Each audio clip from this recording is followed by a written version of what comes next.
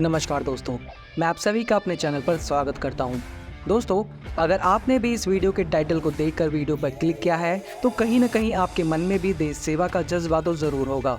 इसलिए आज की वीडियो में हम आपको भारतीय सेना के एक ऐसे जवान के बारे में बताने वाले हैं जिसकी बहादुरी की वजह से कारगिल की लड़ाई का रुख ही पलट गया था और भारत ने कारगिल की सबसे इम्पोर्टेंट पहाड़ी टाइगर हिल पर अपना तिरंगा लहरा दिया था।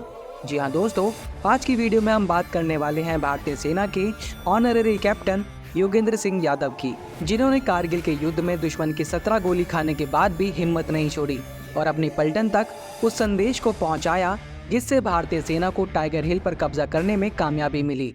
इस बीच पाकिस्तानी सैनिकों ने सीधी गोली भी मारी, लेकिन वो गोली भी योगेंद्र सिंह यादव का कुछ नहीं बिगाड़ सकी। वो कहते हैं ना कि बहादुरों की जिद के आगे मौत भी हार मान लेती है। आज की वीडियो में हम भारतीय सेना के इसी बहादुर सैनिक की बहादुरी से आपको वाकिफ करवाने वाले हैं। वीडियो काफ़ी ज़्यादा इंफॉर्मेटिव और इंटरेस्टिंग होने वाली है, इसलिए वीडियो में आखिर तक ज़रूर बने रहिएगा। साथ ही अगर आपको वीडियो अच्छी लगी तो वीडियो को लाइक, शेयर और चैनल को सब्सक्राइब करना बिल्कुल भी मत भूलिएगा। चलिए दोस्तों, वीडियो को शुरू करते हैं। दोस्तों, कैलेंडर में तारीख थी 3 मई 1999। कारगिल की पहाड़ियों पर जमी बर्फ पिघलने लगी थी। इन पहाड़ियों की पिघलती बर्फ से इन पहाड़ियों की चोटियां भी साफ दिखाई देना शुरू हो गई थी, लेकिन कुछ और भी था जो इन पहाड़ियों पर साफ दिखाई दे रहा था। वो था पाकिस्तानी सेना के बंकरों पर लगा पाकिस्तानी झंडा। जिन चोटियों पर 1999 की बर्फबारी से पहले भारतीय तिरंगा लहरा रहा था, उन चोटियों पर अब पाकिस्तानी सेना कब्जा करके बैठ चुकी थी और भारतीय सेना को सीधी चुनौती दे रही थी।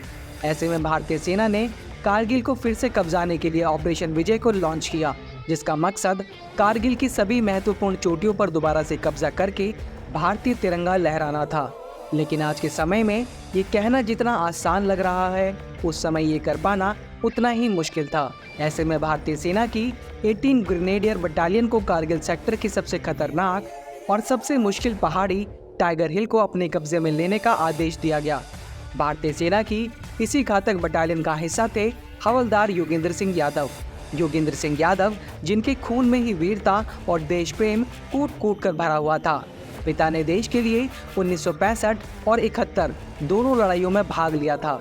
इसी देश प्रेम के चलते ही योगेंद्र सिंह यादव मात्र 16 वर्ष की उम्र में सेना में भर्ती हो गए और मात्र 19 वर्ष की उम्र में शादी भी कर ली। शादी के मात्र 15 दिन बाद ही योगेंद्र को हेड ऑफिस से आदेश आ गया, जिसमें उन्हें तुरंत ही जम्मू निकलने के आदेश दिए गए थे। अपनी 18वीं ग्रेनेडियर बटालियन के साथ सबसे पहले योगेंद्र सिंह यादव ने 12 जून को तोलोलिंग हिल पर कब्जे की लड़ाई लड़ी, जिसकी सफलता के बाद उनकी पूरी बटालियन को कारगिल की सबसे ऊंची चोटी टाइगर हिल पर भारतीय झंडा लहराने का काम दिया गया। टाइगर हिल, जिसकी ऊंचाई ही 16,700 फीट है, उस पर भारतीय सेना एक बार पहले भी चढ़ने की कोशिश कर चुकी थी, लेकिन आसपास की पहाड़ियों पर बंकर बनाकर बैठे पाकिस्तानी सैनिकों की गोलाबारी से भारतीय सेना को बहुत ज़्यादा नुकसान उठाना पड़ा था।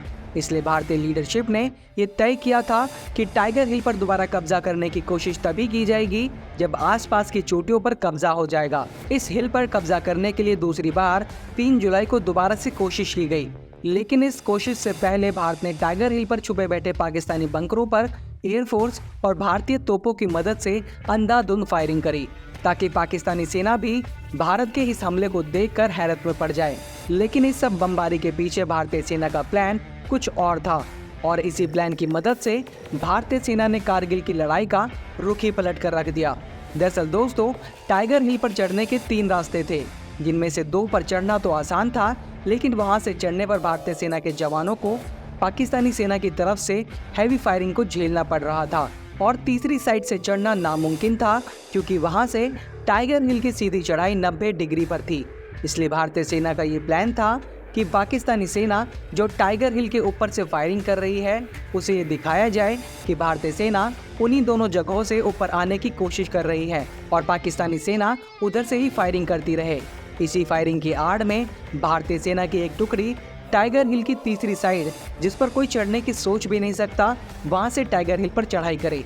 इसी प्लान के साथ इस काम को पूरा करने की जिम्मेदारी 18वीं ग्रेनेडियर बटालियन को दी जाती है। फिर 3 जुलाई की रात को एक पलटन रस्सियों के सहारे टाइगर हिल पर चढ़ाई करना शुरू करती है। और रात भर चढ़ाई करने के बाद 4 जुलाई को सुबह करीब 11 बजे 7 जवान, जिसमें योगेंद्र यादव भी शामिल थे, टाइगर हिल चोटी के काफी करीब पहुंच जाते हैं।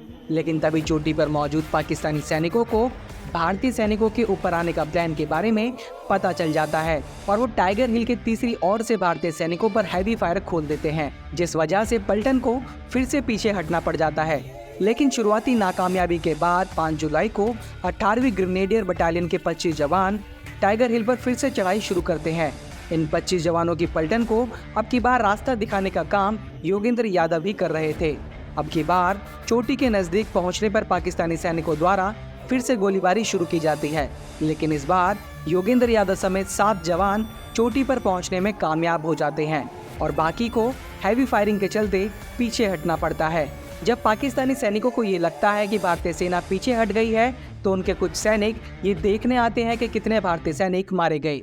योगेंद्र यादव और उनके साथी उन पाकिस्तानी सैनिकों को उनके पास आने देते हैं और जैसे ही वो पास आते हैं, भारतीय सैनिक उन पर फायर खोल देते हैं, जिससे 8 पाकिस्तानी सैनिकों को योगेंद्र यादव और उनके साथी वहीं ढेर कर देते हैं।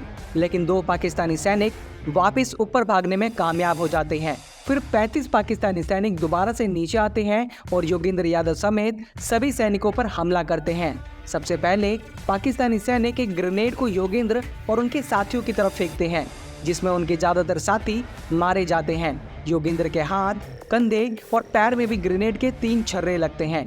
पाकिस्तानी सेना की तरफ से किए गए इस हमले में योगेंद्र और उनका एक साथी बुरी तरह से घायल हो जाते हैं। योगेंद्र एक बड़े से पत्थर से पीठ सटाकर बैठ जाते हैं और अपने साथी सैनिक से फर्स्ट एड की किट मांगते हैं। उनका साथी सैनिक जैसे ही योगेंद्र को पट्टी देने के लिए हाथ आगे बढ़ाता है, वैसे ही एक और ग्रेनेड उसके साथी के पास गिरता है, जिसका एक टुकड़ा योगेंद्र की आंख के नीचे आकर लगता है और योगेंद्र को दिखाई देना बिल्कुल बंद हो जाता है। थोड़ी देर बाद जब उनकी आंख की रोशनी वापस आती है, तो योगेंद्र देखते हैं कि उनके साथी के सिर पर गोली लगी है और वो मर चुका है और उसके हाथ में रखी फर्स्ट एड की किट पूरी तरह से खून से भीग चुकी है। योगेंद्र अपने पास पड़े एक स्लीपिंग बैग से चेहरे और आंख के पास लगे खून को पोंछकर धीरे धीरे आगे बढ़ने लगते हैं। चोटी पर चढ़ने में कामयाब हुए 7 जवानों में से अब योगेंद्र बिल्कुल अकेले बचे थे और उनके यूनिट के बाकी जवानों ने भी उन्हें मरा हुआ मान ही लिया था। तभी पाकिस्तानी सेना के जवान एक बार फिर से नीचे देखने आते हैं कि क्या अभी भी कोई जिंदा बचा है या नहीं। ऐसे में योगेंद्र ने खुद को बाकी शहीद सैनिकों के शवों के साथ छुपा लिया, लेकिन पाकिस्तानी सैनिकों ने सबको अलग अलग करके दोबारा से गोली मारी। उन पाकिस्तानी सैनिकों में से एक ने योगेंद्र के पास पड़ी योगेंद्र की ही राइफल उठाई और योगेंद्र के हाथ और पैर में गोली मार दी, लेकिन योगेंद्र ने गोली के दर्द को झेलते हुए भी मुंह से आवाज नहीं निकाली। लेकिन उस पाकिस्तानी सैनिक को फिर भी यकीन नहीं हुआ, तो उसने उसी राइफल से योगेंद्र की छाती पर फायर किया। और वो कहते हैं ना कि बहादुरों की जिद के आगे मौत भी हार मान लेती है। शायद इसी वजह से उस गोली पर भी योगेंद्र यादव का नाम नहीं लिखा था। वो गोली योगेंद्र की ऊपर की जेब में रखे पर्स में रखे एक सिक्के में लगी। योगेंद्र को मरा हुआ मानकर जब पाकिस्तानी सैनिक वापस ऊपर की ओर जाने लगे, तब योगेंद्र ने उन सैनिकों को आपस में बात करते हुए सुना, जिसमें वो भारतीय सैनिकों को गाली देते हुए टाइगर हिल पर नीचे की ओर बनी भारत की MMG पोस्ट पर हमला करने के लिए कह रहे थे। योगेंद्र ने अपनी पूरी ताकत जुटाई और अपनी जेब में पड़े ग्रेनेड को उन पाकिस्तानी सैनिकों पर फेंक दिया, जो जाकर एक पाकिस्तानी सैनिक के हुड में फंस गया, जिससे उस सैनिक के परखच्चे उड़ गए। इसके बाद योगेंद्र ने अपने पास पड़ी राइफल से पाकिस्तानी सैनिकों पर फायरिंग को जारी रखा और कई पाकिस्तानी सैनिकों को अपनी गोली का निशाना बनाया। इसके बाद योगेंद्र मौका देखकर एक बहते नाले में कूद गए और टाइगर हिल से 400 मीटर नीचे तक पानी में बहते हुए चले गए और एक चट्टान के पास एक पत्थर को पकड़कर लटके रहे, जिसके बाद उन्हें उनकी बटालियन के लोगों ने देख लिया और उन्हें उठाकर कंपनी कमांडर के पास ले गए। शरीर पर लगी 17 गोलियों के कारण योगेंद्र का खून काफी ज्यादा बह चुका था और उन्हें दिखाई देना भी बंद हो गया था। ऐसे में जब कंपनी कमांडर ऑफिसर खुशहाल सिंह ने उनसे पूछा कि क्या वो उन्हें जानते हैं, तो योगेंद्र ने जवाब दिया कि साहब, मैं आपकी आवाज़ पहचानता हूँ, जय हिंद साहब। इसके बाद योगेंद्र ने उन्हें टाइगर हिल पर मौजूद बंकरों का हाल बताया और साथ ही ये भी बताया कि पाकिस्तानी सैनिक नीचे भारतीय सेना के MMG बेस पर हमला करने आ रहे हैं। और इतना कहते ही योगेंद्र यादव बेहोश हो गए। जिसके बाद जब पाकिस्तानी सैनिक भारत के MMG बेस पर हमला करने के लिए आए तो भारतीय सैनिक पूरी तरह से तैयार थे और उन्होंने पाकिस्तानी सेना के उस हमले को पूरी तरह से नाकाम कर दिया। साथ ही योगेंद्र सिंह यादव के द्वारा टाइगर हिल पर पाकिस्तानी सैनिकों, बंकरों और हथियारों की दी गई सटीक जानकारी के कारण ही जब भारतीय सेना ने टाइगर हिल पर दोबारा से हमला किया तो उन्होंने टाइगर हिल को आसानी से अपने कब्जे में ले लिया। योगेंद्र सिंह यादव को कारगिल के युद्ध में अदम्य साहस दिखाने के लिए सर्वोच्च सैनिक सम्मान परमवीर चक्र से सम्मानित किया गया। सेना में अपनी पूरी सर्विस देने के बाद साल 2021 में योगेंद्र नायब सूबेदार के पद से रिटायर हुए, जिसके साथ ही उन्हें राष्ट्रपति द्वारा कैप्टन की मानद उपाधि भी प्रदान की गई। तो दोस्तों, ये थी कहानी भारत के उस वीर लाल की जिसने मात्र 19 साल की उम्र में वो करके दिखाया जिसके आगे वीरता के सभी मानक छोटे पड़ जाते हैं। आपको ये वीडियो कैसी लगी हमें कमेंट करके ज़रूर बताइएगा। इसके साथ ही आप किन टॉपिक्स पर वीडियो देखना पसंद करते हैं हमें कमेंट करके बता सकते हैं।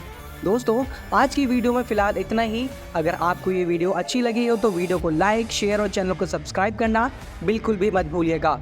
जल्दी मिलते हैं नई वीडियो के साथ, तब तक के लिए जय हिंद, जय भारत।